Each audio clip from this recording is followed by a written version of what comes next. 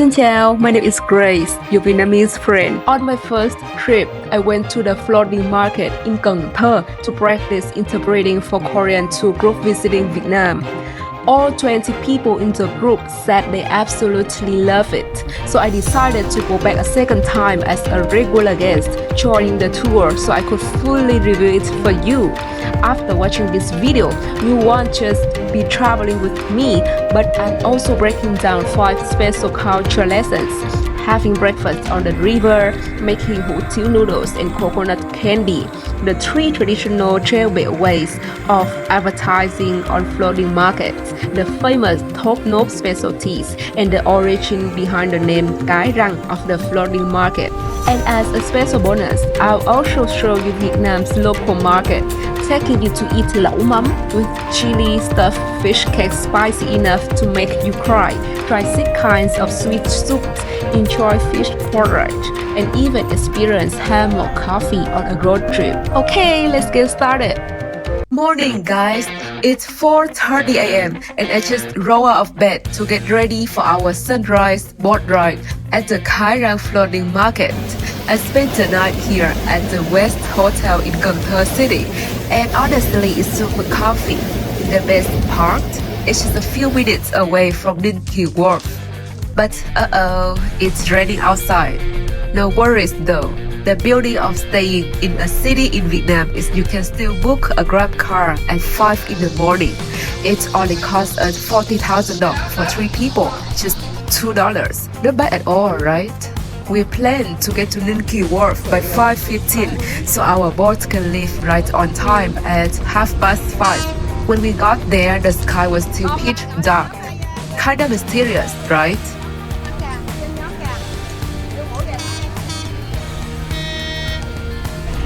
Even though it was super early, the place was already packed. Honestly, elephant trips like this can get us out of the bed that early. Đem hồng phải không? Dạ, đếm hồng. Đem hồng. Đếm màu không? Ê. Cảm ơn. Cảm ơn ạ.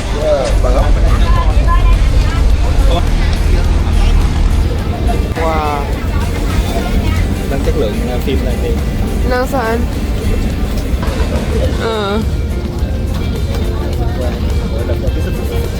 This is me, full face of makeup, ready to go. Let me tell you how I got my ticket last night. I bought it right at the official ticket counter, not from those random people outside who kept trying to convince me to buy from them. That kind of pushy stuff makes me uncomfortable. So I decided from the start to buy directly from the official booth at the pier. The ticket was about $4. I was feeling so confident and excited until all the other boats came and left quickly. Their dock passengers got on, and within 5 minutes they were already gone. But my boat didn't leave until 7 a.m. Those extra 30 minutes meant I could take another nap, wake up a bit later, and feel less grumpy about the early morning. I kept asking why we hadn't left yet, and they said we had to wait for the passenger registration paperwork. It's a required safety document that lists everyone on board. Since I joined a share boat tour, we had to wait until all the other families arrived, so their names could be added to the list. Every time a new passenger show up, the boat operator had to fill out another form. So we ended up waiting from before sunrise until the sun was already high in the sky. And now finally, the tour guide has arrived. After the trip, I messaged the tour guide from my previous visit with the Korean group, my first time at the floating market, and she explained that share boats only leave when there are enough passengers. That is the downside of joining a share tour. You have to wait and depend on other people's timing. If you book a private boat just for your group, the good thing is you can decide when to leave and when to come back. And the downside is, of course, it's a bit more expensive. You can always book a private boat or join an organized tour instead, so you won't have to wait like I did. Or if you choose to take a share boat, just be ready for a late departure.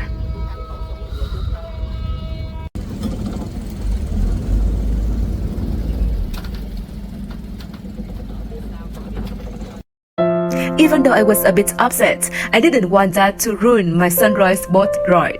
I've been here once before, so I know there's still so much to enjoy at the floating market. I couldn't change what happened, but I can tell you this. Even if you end up waiting like I did, the experience that comes after is totally worth it. Okay, let's go. Cai Rang Floating Market in Can Tho isn't just a place to buy fruits or local breakfast. It's a piece of living history floating right on the river. It's been around since the early 1900s, when local farmers and merchants started gathering here to trade fruits, vegetables, and all kinds of goods from the Mekong Delta. In 2016, the market was officially recognized as a national intangible cultural heritage of Vietnam, and honestly, it totally deserves it. It's not only just about shopping, it's about experiencing the rhythm of life on the water, something that's been passed down for generations. Có bao nhiêu vậy chị?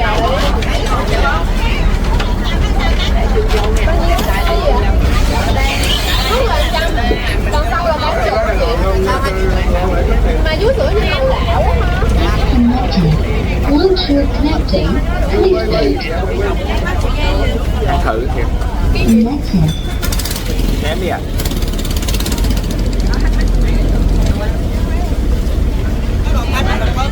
Rồi anh sẽ đây rồi. Ném đi em ném. Không anh.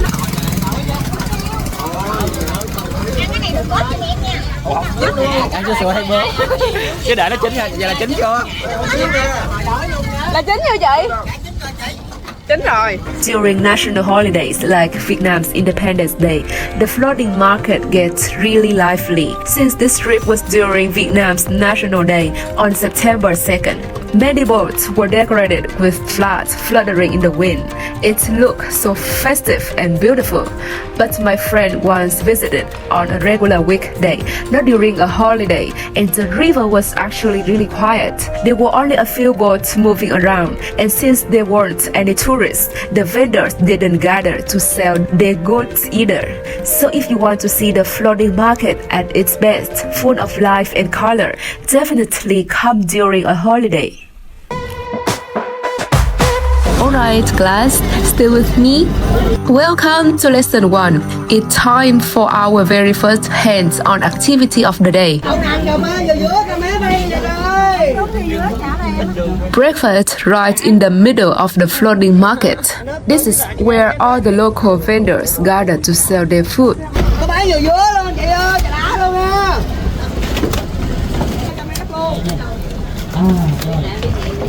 Sản xuất hủ tiếu ở Cần Thơ và làm kẹo đường phương đường cho các nhà bè. Each boat specializes in one thing.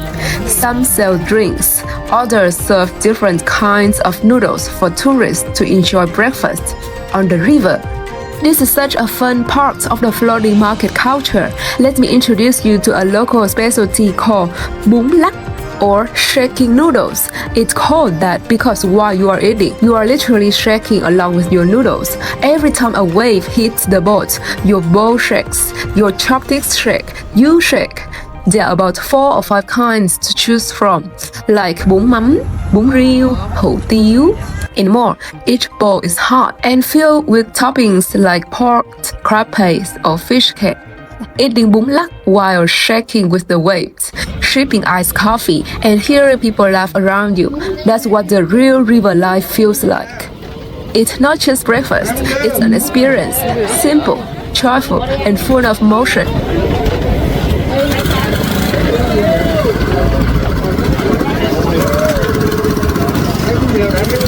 So this bowl of noodles sold right on the river. Pretty cool setting, right? But it cost about 45,000 Vietnam dong, less than $2. And honestly, that felt a bit steep for what I got. I've had way better and cheaper bowls of noodles at the little spots back on land. So yeah, I was kinda disappointed. I actually tried this river noodle thing once before with a Korean tour group. So this time I skipped it and just chill with a fresh coconut instead. After all that shaking in the cool morning breeze, I really needed something warm. Mornings on the river can be pretty chilly, and once the boat starts moving, the wind gets really strong. You might get cold. If you sit on the outer seat, Be ready to get flushed a little bit too. Just look at my glasses, covered in tiny water drops. This is after this color. 6 months. Yeah. Keep it very long. Our second stop is the Hủ Tiếu workshop, rice noodles. People usually call it that for short, but this place actually makes rice noodles, coconut candy, and sells all kinds of fun little souvenirs.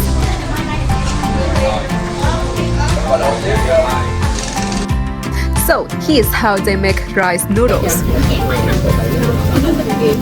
First, they soak the rice until it's soft, then grind it into a smooth, milky batter. Next, they ladle that batter straight onto a hot pot. It cooks into a thin rice sheet right on the surface. Cái màu xanh đó là của gì vậy chị? Giữ nguyên. They lift the sheet off, lay it out to dry in the sun, and when it's ready, they cut it into long, chewy noodles. That's hủ tiếu. Everything's done by hand, simple and kind of mesmerizing to watch. Hay quá, 10 điểm. Hủ tiếu này là hủ tiếu tươi. Next up, coconut candy. Coconut candy from the Mekong Delta is basically childhood in bite for many Vietnamese people. It's rich, creamy, and sweet in that soft, melt in your mouth kind of way. Totally addictive. And today, for the very first time, I got to try it fresh and warm straight out of the pot. The candy was still soft and gooey. Mình ăn nóng liền đúng hả? And the smell of coconut filled the whole place. Absolute heaven. First, they crack open fresh coconuts and squeeze out the creamy coconut milk. Then they mix it with malt and cook it slowly over a big hot pan until it turns thick and golden. When it's ready, they pour the warm mixture onto a flat table and spread it out by hand. Một mẻ là bán được bao nhiêu rồi cô? Mấy ký? Một mẻ là 3 ký xong rồi cũng không có nhiều ha. Once it cools a bit, they cut it into long strips, then into bite-sized pieces and wrap each one by hand, usually in rice paper. The smell is amazing, sweet, buttery, and full of coconut. One absolutely amazing thing that nobody tells you about is that you can actually try warm coconut candy. Fresh from the pot, still melting and unbelievably fragrant. I've eaten coconut candy all my life, but only the regular soft kind. I had never seen this stretchy, molten version before, and it tastes way better than you could ever imagine.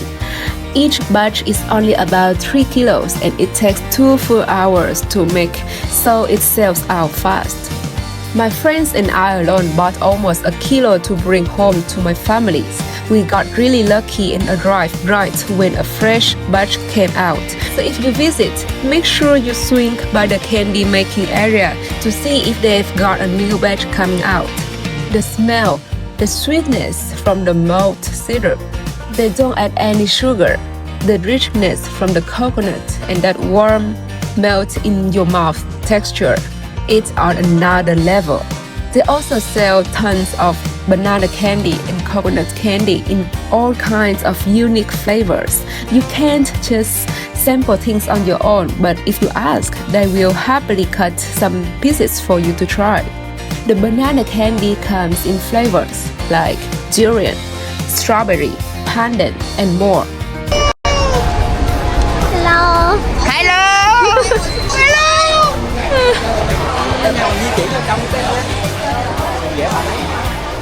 And next is lesson 3 at the palm sugar workshop. The toddy palm is super common around here. They make sugar and sweet soup from this tree. They sell all kinds of sweet Mekong palm sugar, and you can sample as many as you like. They also sell pure palm sugar blocks. My mom loves this stuff because it gives her sweet soups a really special flavor.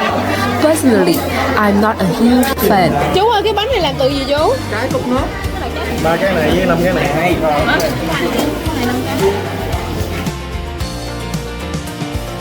They also sell dry fish.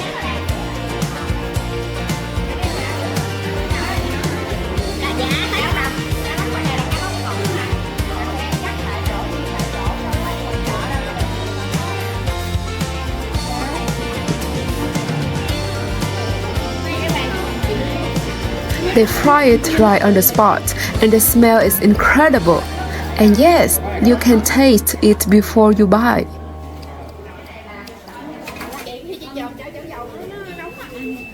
While waiting for everyone to get back on the boat, I tried the tawdry palm spawn cake I just bought.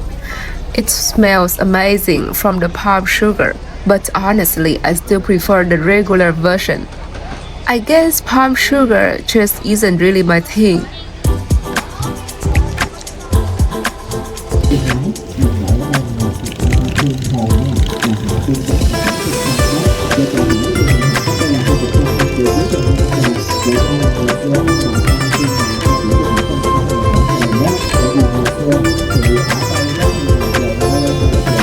These boats here are the ones selling pineapples. You can tell right away because they hang pineapples.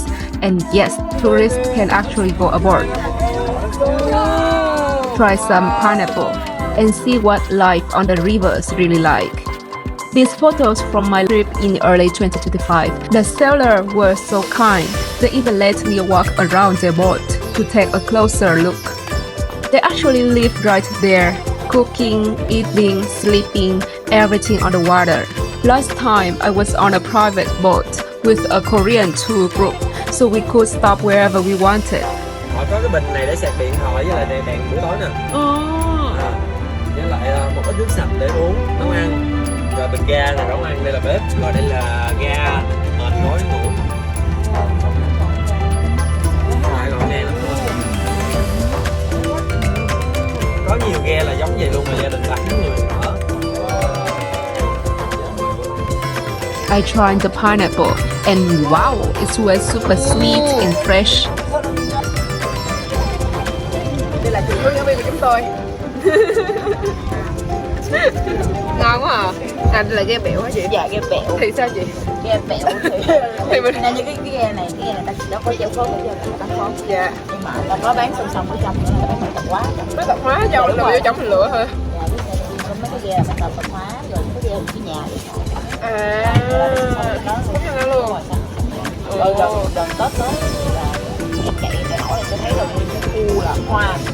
Tức là bán hoa thôi Tết là tôi thấy vàng nó trên những khu này luôn.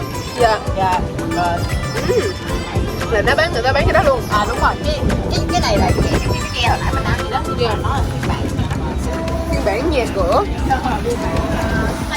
Dạ. Để em dẫn, em vô quay mấy bạn ở trong. Wow. Vậy giờ chú có giới thiệu gì về thuyền của chú không? Quán ở đây năm nay cũng 30 mấy năm, chứ đi nữa thì mua bán gì mấy năm nay tôi thấy không có được buồn không. Dạ. Đây là quay nhà của chú. Ủa chú, nếu mà mình chú để cho khách mà vô trong nhà của mình thì có bất tiện không chú? Không có gì hết. Ra vô ra tham quan để trải nghiệm nữa. Dạ. Coi mình để hàng hóa như thế nào, rồi chỗ ăn, chỗ nghỉ chỗ này nọ cho ta biết. Dạ, hay ghê chú. Chứ thôi để lên người ta ăn rồi ta đi rồi cũng không có được vui. Dạ. Làm cho nó có phong cảnh rồi này kia trong ghe, chỉ người khách du lịch ta mới tới đông đảo. Dạ nổi nó mới phấn khởi lên. Dạ đúng rồi, phấn khởi thiệt á. Dạ, hay thiệt á chú.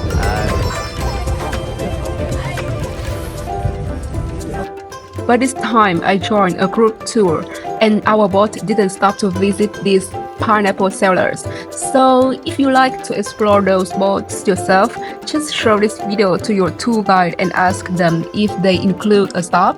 When you join a group tour, you only stop at 3 places: breakfast, the rice, noodle and coconut candy workshop, and the palm sugar workshop.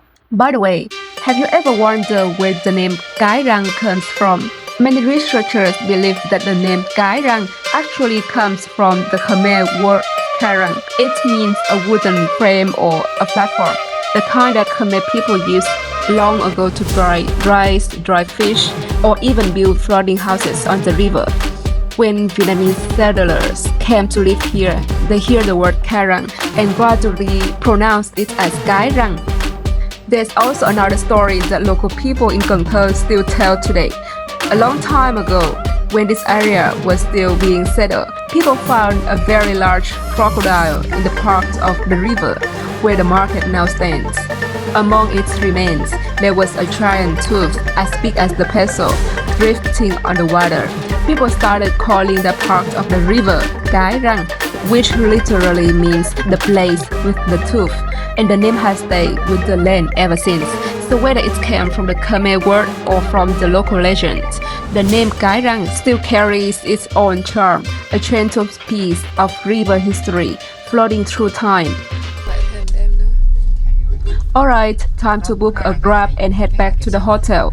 Since our hotel is inside the market area, cars can't get in, so we are walking through the market to get back to West Hotel for the breakfast buffet.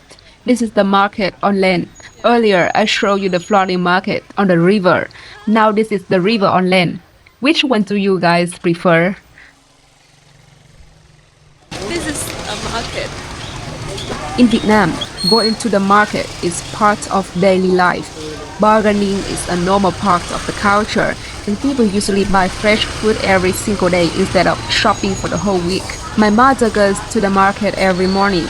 She stops at different stalls, carefully choosing each fish, each bunch of vegetables, picking oranges one by one and selecting the meat herself.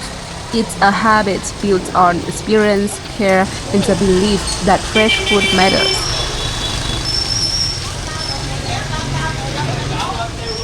It's raining. Okay. This is my hotel. West Hotel.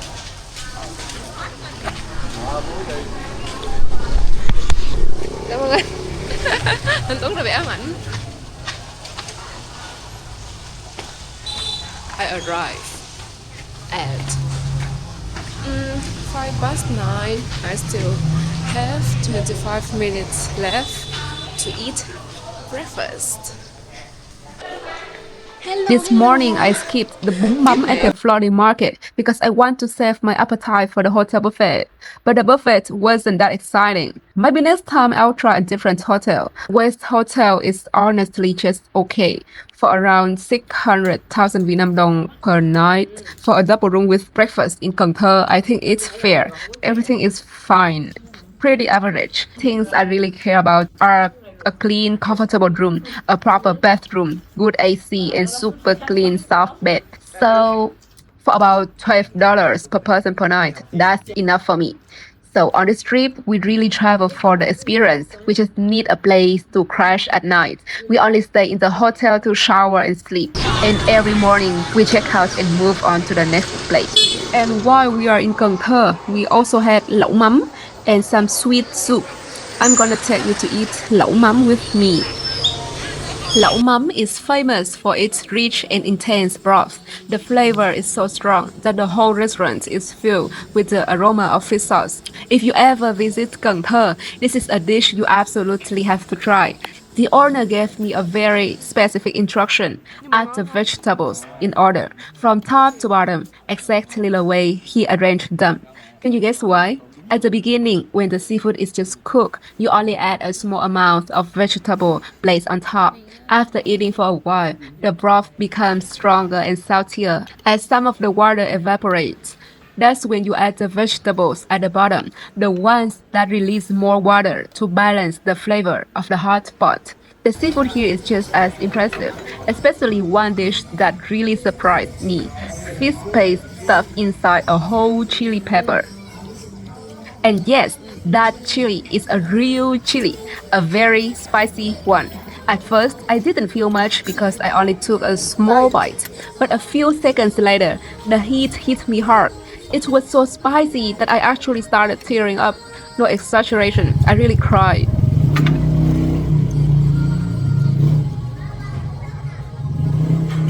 After that, we bought 6 different kinds of chè to try. And one of them really surprised me. Chè with roasted pork. Yes, you heard that right. Pork in dessert. It was a unique experience, but I wouldn't try it again. Alright, now it's time to head back to Ho Chi Minh City. We rode motorbikes for 6 hours to get home. It was honestly exhausting, but also incredibly memorable. Even though I'm Vietnamese, I learned so many new things from this 3-day road trip across 6 provinces in the Mekong Delta. What part of floating market culture did you enjoy the most? To be honest, I'm still wondering whether I should continue making content about exploring Vietnamese culture. I work around 40 to 50 hours a week, so it's not always easy to travel, write scripts, and edit videos. If you have a moment, I would really appreciate a few words from you, and I would love to hear your thoughts. Thank you so much for staying until the end of the video. I truly appreciate your time and I'm very grateful. See you in the next one. Bye bye.